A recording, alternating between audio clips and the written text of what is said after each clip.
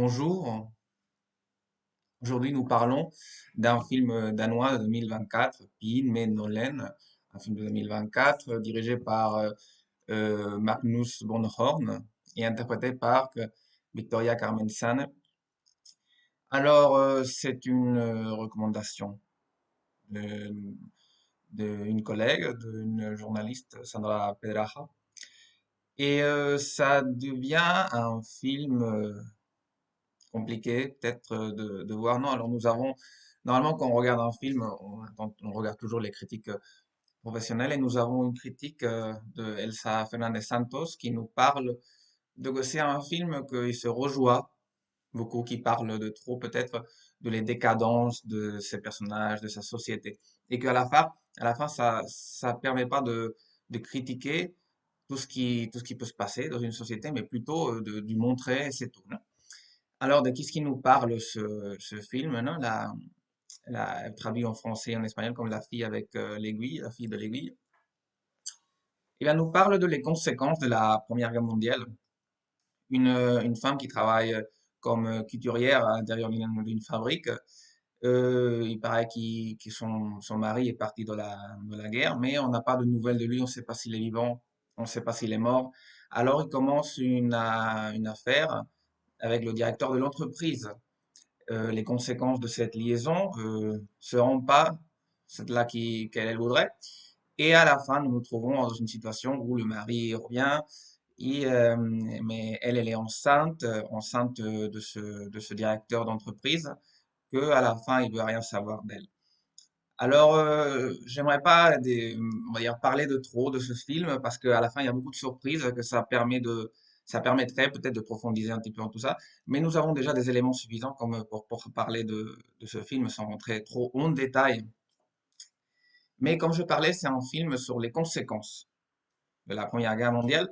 Beaucoup de fois, on pense que les films sur la guerre, c'est plutôt des films bellicistes. C'est des films où ils nous montrent la cruauté du combat, la violence du combat. Mais en beaucoup d'occasions, un moment de la guerre que devient très intéressant pour un film, c'est montrer qu'est-ce qui se passe juste après. Non, la paix apparente. Quand on parlait de Europa de Lars von Trier, on parlait aussi de ce moment après la Deuxième Guerre mondiale où il y a encore des petites résistances allemandes on va dire, qui luttent contre les Américains, même si la guerre est finie. Alors ici, nous nous trouvons avec les conséquences de quelque chose qu'on a vu.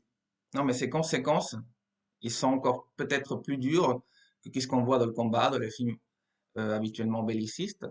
N'empêche que c'est des conséquences que la société ne veut pas voir.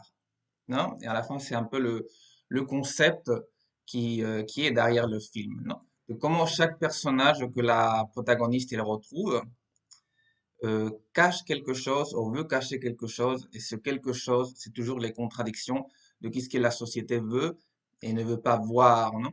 Alors, par exemple, nous parlons de ce mari qu'il est cru mort et que ça peut nous reprendre un peu la référence. J'ai pensé beaucoup quand je regardais ce film-là à le mariage de Maria Brown. Dans ce sens-là, ça peut nous ressembler similaire, non? Version peut-être le mariage de Maria Brown dirigé par Michael Haneke peut-être.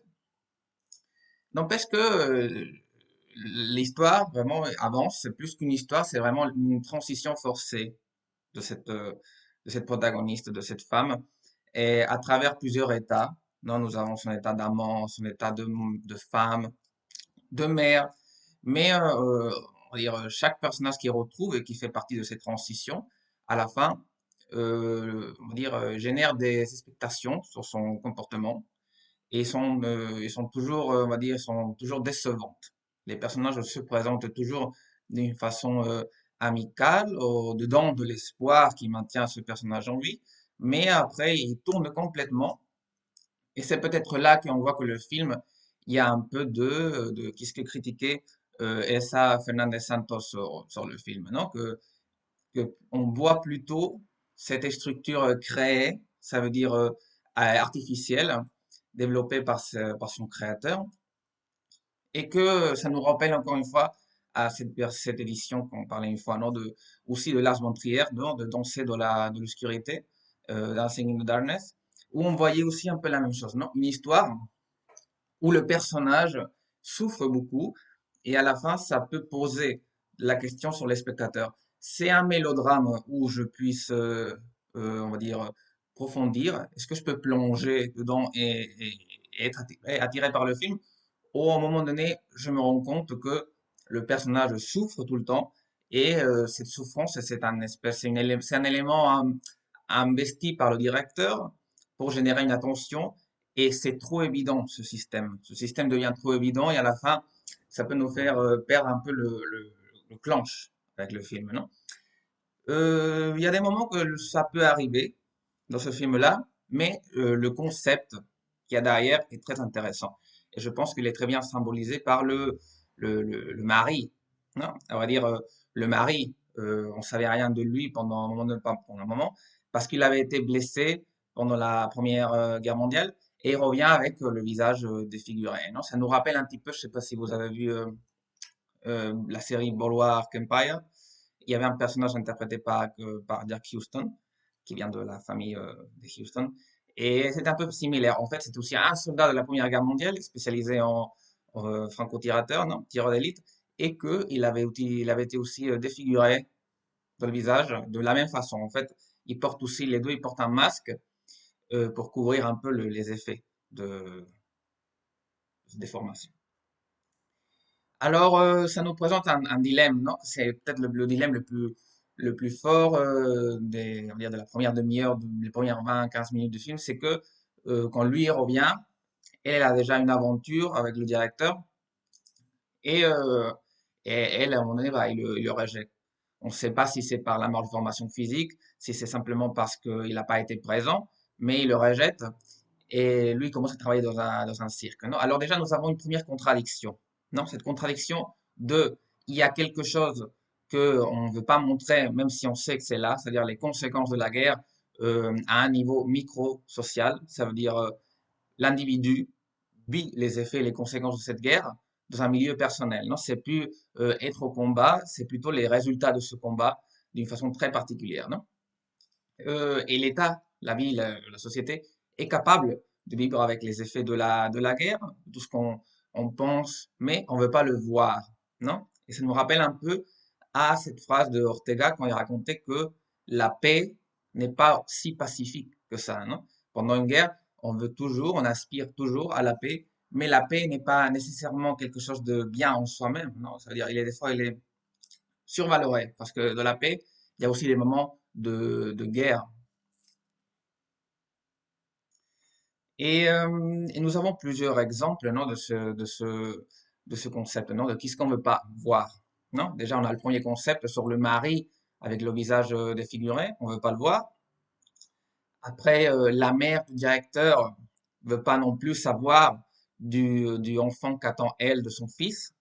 C'est-à-dire, nous avons encore un exemple de tout ce qu'on cache et tout ce qu'on ne veut pas que la société voie. Et à un moment donné, elle commence à travailler avec une femme pour vendre des enfants à des couples aisés. Et à un moment donné, il y a un enfant qui arrive avec le lèvre léporine. Et on va dire, c'est la femme, sa chef, pense que personne ne va vouloir cet enfant, non? Et à un moment donné, il dit que, que le monde, c'est un lieu horrible, mais il a besoin de penser qu'il n'est pas horrible, non? Ça veut dire il faut cacher l'obscurité on va dire, qui est derrière la surface de ce monde pour avoir une convivence acceptable, non? Alors, je pense que c'est la protagoniste, à un moment donné, le film commence avec on va dire, une vision de plusieurs visages, non? Moi, je pense que les plusieurs visages qu'on voit, c'est on va dire, les personnages qu'ils rencontrent, qui sont contenus en soi-même comme une contradiction. Ça veut dire, on veut habiter dans un monde horrible, mais on veut pas savoir les conséquences de ce monde horrible. On veut faire comme si rien n'était. Et c'est très bien montré à partir de les personnages qu'on rencontre, non? Qui subvertent toujours les expectations qu'on peut déposer sur eux, parce que le premier contact, il est toujours, on dirait toujours authentique et sincère, on dirait. On dirait une femme qui veut aider cette fille, un homme qu'on dirait qui tombe amoureux et essaie. Mais il y a toujours quelque chose derrière qu'on ne veut pas voir et où on ne peut pas voir. Et à la fin, ça devient encore une conséquence sur elle, non? Moi, je pense que c'est un très bon film. Je connaissais pas Magnus Bonhomme comme ça, mais c'est vrai qu'en regardant un peu la filmographie, j'avais tombé sur Sweat. Sweat, c'est un film polonais de quelques ans en arrière, et ça racontait un peu une histoire pas similaire, mais on voyait un peu le même concept, non? C'était une influenceur qui faisait des vidéos de sport pour motiver les gens, et tout ce qu'il y avait derrière de sa vie, dans les insécurités, les hommes qu'il a perçus. Alors, à la fin, on trouve un peu le même concept. Le concept de les choses que le monde peut, on va dire, peut causer, mais pas montrer. On est plutôt à l'aise dans cette espèce de être aveugle qu'on génère pour pas pouvoir voir tout ça, non? N'empêche que c'est un exemple compliqué, non? Parce qu'à un moment donné, nous rencontrons que l'homme défiguré, son mari, il travaille dans un cirque, et à un moment donné, bah, il doit l'embrasser, non? Et c'est un moment dur aussi parce qu'on voit comment les gens aussi, ils rejettent, non, les conséquences de la guerre, non? Il y a un homme qui a été pendant la guerre, dans la guerre, et personne n'est capable de. Les gens, ils l'insultent, ils l'appellent monstre, tout ça. Et c'est elle la seule personne qui peut accepter ça, non? À la fin, un peu, elle, c'est l'espoir, parce que elle a vu tout ce que la société peut essayer de cacher. Elle a même vécu la contradiction en soi-même et il l'a accepté, non? À la fin, elle, c'est le rayon d'espoir. N'empêche que c'est des contradictions qu'on peut pas avoir dedans de nous si on les a pas vécues, non? Et elle les a vécues. Elle, c'est un exemple de comment ces contradictions ne sont pas sur le papier, non? Ça fait pas longtemps, je lisais à Tchekhov, non? Il parlait qu'est-ce que c'est facile d'être philosophe sans dans le papier. Mais c'est compliqué, c'est facile d'être philosophe sur le papier, mais compliqué de l'être en vie, non? Alors, et être philosophe en vie, c'est aussi passer par ces contradictions. En fait, que peut-être c'est pas un personnage qui parle de trop, mais c'est un personnage que dans chaque expérience où elle souffre, on peut voir vraiment que elle grandit. Elle grandit et elle commence à apprendre de cette obscurité.